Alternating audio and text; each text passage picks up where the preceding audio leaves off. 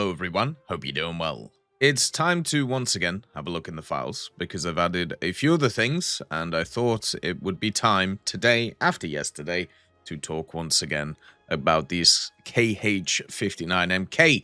Yesterday, I got accused many times of not doing my research on this thing, knowing that it was a anti-ship missile, knowing that it had active radar homing capabilities, and also, therefore, in ground forces, it wouldn't be that useful. And all I can say when it comes to stuff like this is wait till the future, because one of the most important things about a missile like this is not the actual missile, and this is where people get confused, okay? What matters is this family of missiles is turning up. And if you didn't know, depending on the variant of it, the actual kind of seeker system or the guidance system changes. And guess what we have today? We have different variants that have appeared. So you have the KH59MK, which is the one which has access to a active radar seeker on it, and that is it, okay? This is a very long-range anti-shipping variant, so, as people said yesterday, probably won't be that useful in ground. At least right now, because, just as I said, the future is not bright, but the other thing is this one, another variant of the KH59, is not the KH59MK. This is the M, and then there's also one which is known as the MNA. Now, the M is basically the same as the standard KH59, apart from it has a turbojet engine attached to it and also a larger warhead. So it has once again extended range. This thing can go only 115 kilometers an hour. It's part of the same family, and as I said before, basically what you have now is something that can at least efficiently hit stuff which is on the ground, depending on how you use it, of course, because it is always down to the user at the end of the day and what they can cite and what's about. So this is the actual problem when looking at missiles like this. You have to understand you are not looking at an individual missile. When you see something added to the files, right? Let's say they add like an AIM-9B, like back in the day. Now you have to start thinking of all of the other AIM-9s that they can add and what effect they're going to have on the battle. Same as stuff like an R60 or even stuff like R3s. It isn't the fact that they are only working on one. It is the fact that they are working on that family of missiles which is important. And that's what we see here. And you know what else they added? Guess what? They added another family of missiles, which is turning up now, which is the worst nightmare of people. It is an extension of some Chinese missiles. These are the C-704s. Now, the C-704s, once again, they're mainly anti-shipping missiles, and therefore, because the anti-shipping missiles in the game at the moment are not very good, that means they're always not going to be very good. And they're always going to be crap, because that's how life works, right? Nothing ever changes, especially when it comes to War Thunder, nothing ever moves. So this is the IR version of the C-704. And guess what? There is also a TV version of the C-704, which is turned up, and that has exactly the same seeker as the KH-59M. Weird.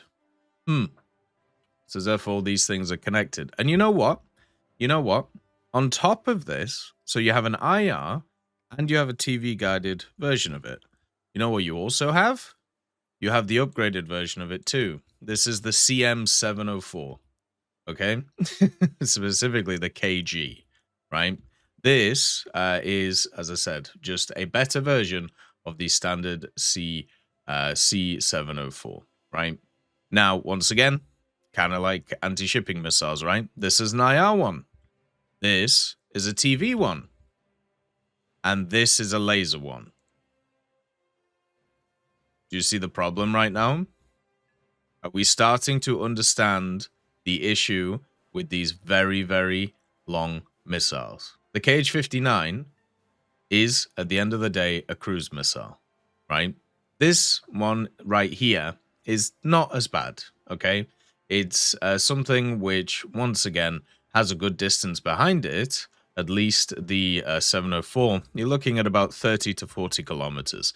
And the CM704 shouldn't really increase that. But it's still 30 to 40 kilometers. It's still making CAS once again better than it was before. And if it is the fact that a specific guidance system is holding these things back, they now have every single type of guidance system in the game. So that is not an issue.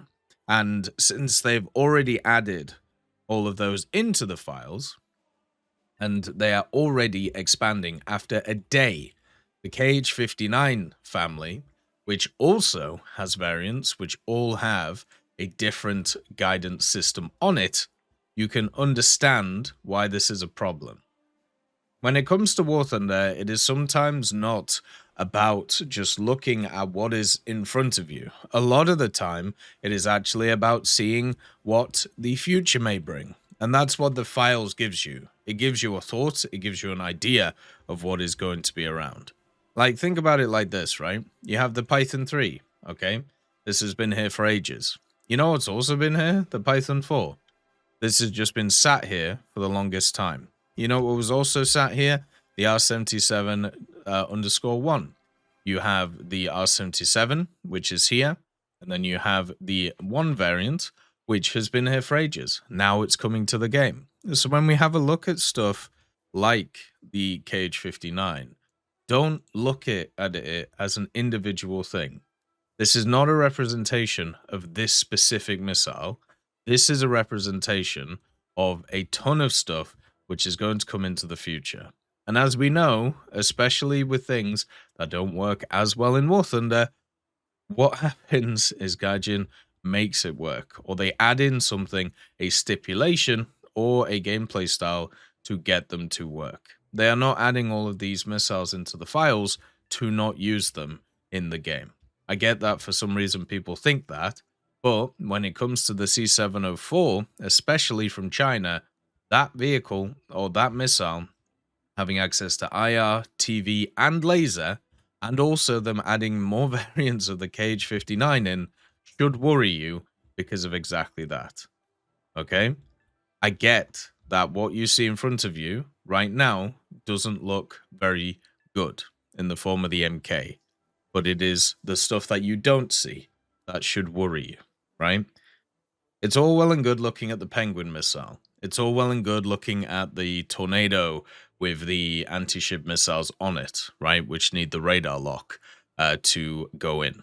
But when it comes to these types of things, you are entering a new era, right? You are entering a ridiculous place, and as more and more get added, they will make them more and more useful, because that is exactly what they've done with every other piece of munition, ordnance, or secondary armament that you've ever seen. There aren't many in the game that don't fit very well. So that's why you should be worried. Not because of what you see in your face or in front of your face, but the potential with everything going on in the background. As always, I hope you have a wonderful day, and I'll see you next time. I'd just like to thank GMG Smiley, CD Beans, Chieftain Mike, EMN3 Galaxy, Tulio Pontecorvo, Brendan Quinn, Carrion Crow, Gus Irenicus, Pyman, Wartinder, Teddy, Daniel Stanton, Martinez, B. Young, Ozzy Panzer, Alan Hacker, Liam Shear, Opium Prime, Lafouche, Sem, Aslan, Uncle Bean, and Derek R. for supporting the channel.